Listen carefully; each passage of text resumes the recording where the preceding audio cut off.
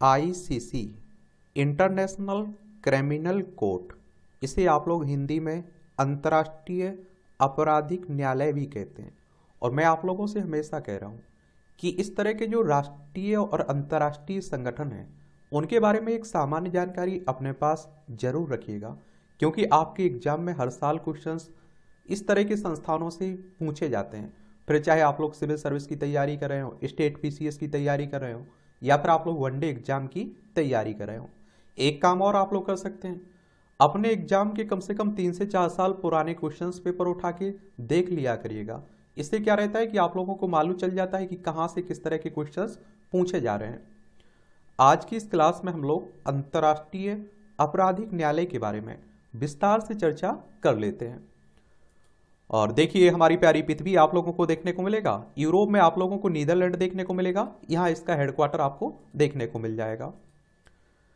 तो अंतर्राष्ट्रीय आपराधिक न्यायालय विश्व का प्रथम स्थायी अंतर्राष्ट्रीय आपराधिक न्यायालय है।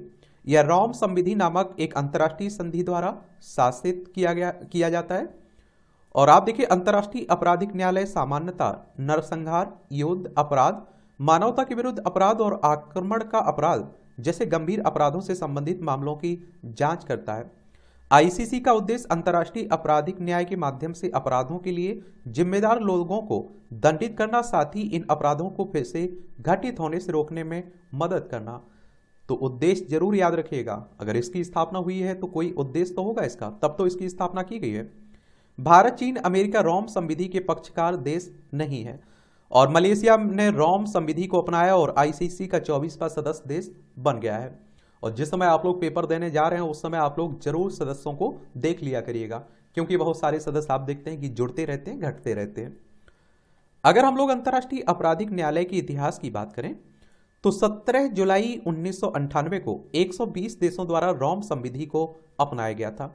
1 जुलाई 2002 को आधिकारिक तौर पर आईसीसी की स्थापना की गई, और इस प्रकार रोम संविधि 60 राज्यों के अनुसमर्थन के बाद प्रभावी हुई।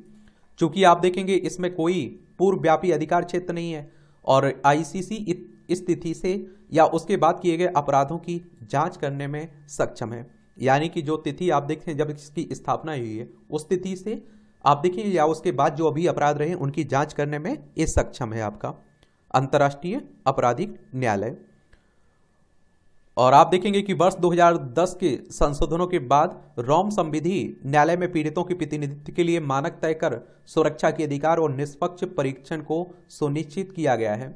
और रोम संविधि आईसीसी के कानूनी मार्गदर्शक के रूप में कार्य करती है, जो प्रक्रिया और साक्ष्य के नियम एवं अपराध के स्वरूप को स्पष्ट करती है। और आप देखिए इसके आंकड़े, कुछ तथ्य देख लीजिए। वर्तमान में आईसीसी में लगभग आप देखिए 100 देशों राज्यों के 900 से अधिक कर्मचारी हैं, इसमें काम करते हैं। और इसकी 6 आधिकारिक भाषाएं हैं, अंग्रेजी हो गई, फ्रेंच, अरबी, चीनी, रूसी और स्पेनिश। इसके अतिरिक्त इसकी 2 कार्यकारी भाषाएं भी हैं, अंग्रेजी हो गई और फ्रेंच। आईसीसी की अगर क्षेत्रीय कार्यालय की बात करें तो किंशासा और बनिया कांगो लोकतांत्रिक गणराज्य में, कंपाला युगांडा में, बुंगी बंगोई मध्य अफ्रीकी गणराज्य, नैरोबी केन्या में, आबिदजान ये आइवरी कोस्ट में। और आप देखिए आईसीसी का मुख्यालय अगर देखें तो नीदरलैंड के हैग में आप लोगों को देखने को मिलेगा। इसकी अगर हम लोग संरचना की बात करें तो पक्षकार देशों द्वारा न्यायाधीशों और अभियोजक के चुनाव कराने एवं आईसीसी के बजट को मंजूरी दिए जाने के माध्यम से न्यायालय का प्रबंधन और निरीक्षण किया जाता है। आईसीसी के 4 अंग हैं। इसमें आप देखते हैं कि अध्यक्षता प्रेसिडेंसी या सदस्य देशों के साथ द्विपक्षीय संबंधों का संचालन करता है, और न्यायिक मामलों जैसे आप देखेंगे न्यायाधीशों को देशों की स्थितियों और मामलों को सौंपने एवं रजिस्ट्री के प्रशासनिक कार्य के निरीक्षण में सहयोग करता है। इसमें आप देखिए न्यायिक प्रभाग, तो यह इसमें आप देखिए 3 डिवीजनों में 18 न्यायाधीश हैं, और पूर्व परीक्षण, अपील तथा न्यायिक कार्यवाही का संचालन करता है। फिर आप देखिए अभियोजक का कार्यालय, यह अभियोजन, प्रारंभिक परीक्षण एवं जांच संबंधी कार्य करता है। रजिस्ट्री, यह गैर न्यायिक गतिविधियों जैसे सुरक्षा हो गया, किसी मुद्दे की व्याख्या, आउटरीच, रक्षा और पीड़ितों के वकीलों का समर्थन आदि का संचालन करती है। आईसीसी के ट्रस्ट फंड द्वारा पीड़ितों की सहायता, उनके समर्थन एवं पुनर्मूल्यांकन की सुविधा भी प्रदान की जाती है, तथा आईसीसी के क्षेत्रीय कार्यालयों द्वारा इस कार्य में सहयोग प्रदान किया जाता है। आईसीसी द्वारा हिरासत में लिए गए लोगों को सुरक्षित रखने के लिए हिरासत केंद्रों का उपयोग भी किया जाता है। रेड क्रॉस की अंतर्राष्ट्रीय समिति हिरासत केंद्रों का निरीक्षण प्राधिकरण है इसका। और अगर हम लोग बात करें न्यायालय का अधिकार, क्षेत्र और कार्य, तो रोम संविधि आईसीसी को 4 मुख्य अपराधों पर क्षेत्राधिकार प्रदान करती है। इसमें आप देखिए नरसंहार का अपराध, मानवता के विरुद्ध अपराध, युद्ध अपराध और आक्रामकता का अपराध। और आप देखिए 1 जुलाई 2002 को या उसके बाद किए गए युद्ध अपराध या फिर आप देखिए मानवता के विरुद्ध अपराध, नरसंहार जैसी स्थितियों में न्यायालय अपने क्षेत्राधिकार का उपयोग कर सकता है। संयुक्त राष्ट्र सुरक्षा परिषद यूएनएससी द्वारा संयुक्त राष्ट्र के चार्टर 7 के तहत अपनाए गए एक प्रस्ताव के अनुसार अपराधों हेतु आईसीसी को संदर्भित किया जाता है। और आप देखिए 17 जुलाई 2018 तक सुरक्षा परिषद आक्रामकता जैसे मामलों के संदर्भ में न्यायालय को संदर्भित कर सकती है और सुरक्षा परिषद द्वारा यह कार्य संयुक्त राष्ट्र चार्टर के अध्याय या आप देखेंगे अध्याय 7 के तहत किया जाता है एक तरह से।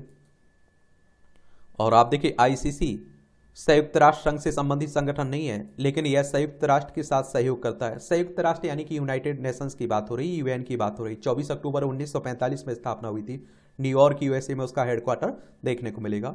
जब कोई स्थिति न्यायालय के अधिकार क्षेत्र से बाहर होती है तब संयुक्त राष्ट्र सुरक्षा परिषद आईसीसी को क्षेत्राधिकार प्रदान करने वाली स्थिति का उल्लेख कर सकती है और इस प्रकार की शक्ति का प्रयोग दारफुर, सूडान और लीबिया की स्थितियों में भी किया गया है। अगर हम बात करें कानूनी कार्रवाई से जुड़े अन्य तथ्य इसमें, तो आप देखेंगे कि आईसीसी 18 वर्ष से कम आयु वाले व्यक्तियों पर मुकदमे परीक्षण नहीं कर सकती है। ऐसी स्थिति में अभियोक्ता पर्याप्त सबूतों, क्षेत्राधिकार, शक्ति संपूरकता एवं न्याय हित जैसे मामलों में विचार करके प्रारंभिक परीक्षण आवश्यक कर सकता है। अभियोक्ता जब जांच कर रहा होता है तब वह जांच के दौरान प्राप्त साक्ष्यों को जमा कर सकता है और इन साक्ष्यों का खुलासा भी कर सकता है। अभियुक्त को तब तक निर्दोष माना जाता है जब तक अपराध सिद्ध ना हो जाए। साक्ष्यों को उपलब्ध कराने का दायित्व अभियोजक पक्ष में निहित होता है।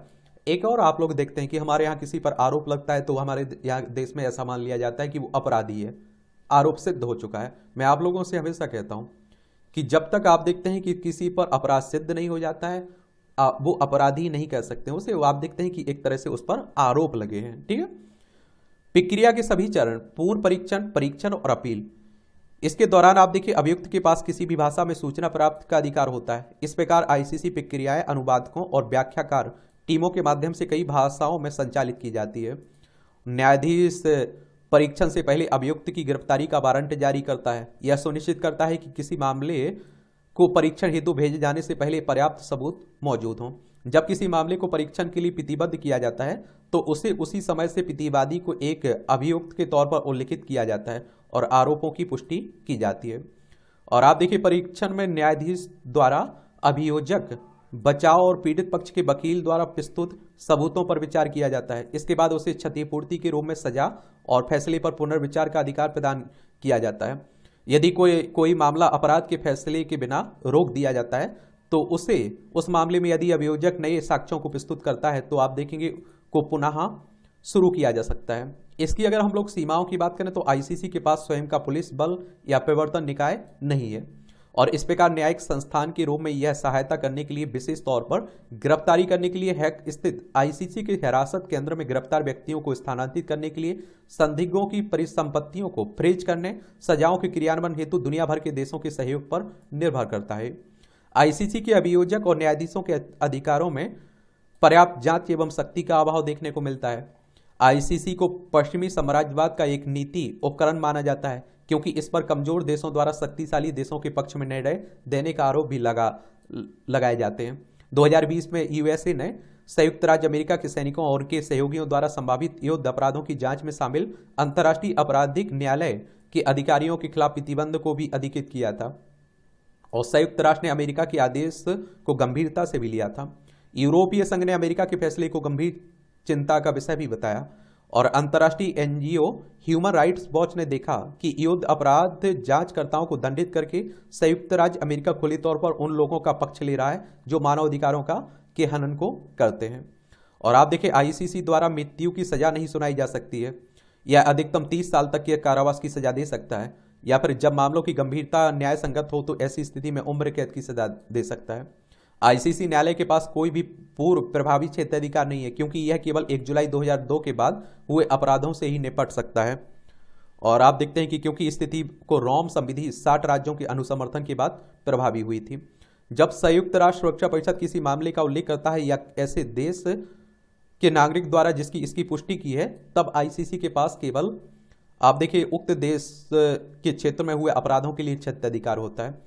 विलंब से होने वाले प्रक्रियात्मक एवं मौलिक खामियां न्यायालय की प्रभावशीलता पर प्रश्न खड़ा करती हैं या मानव संसाधनों एवं धन की कमी से भी संकटग्रस्त है। आईसीसी और आईसीजे में अगर हम लोग बात करें भिन्नता की, अंतर्राष्ट्रीय न्यायालय आप लोग सुनते हैं ना, उसी की बात हो रही है। तो अंतर्राष्ट्रीय न्यायालय के विपरीत आईसीसी संयुक्त राष्ट्र प्रणाली का हिस्सा नहीं है, जिसमें आप देखिए यूएन आईसीसी संबंध एक अलग समझौते द्वारा शासित होते हैं।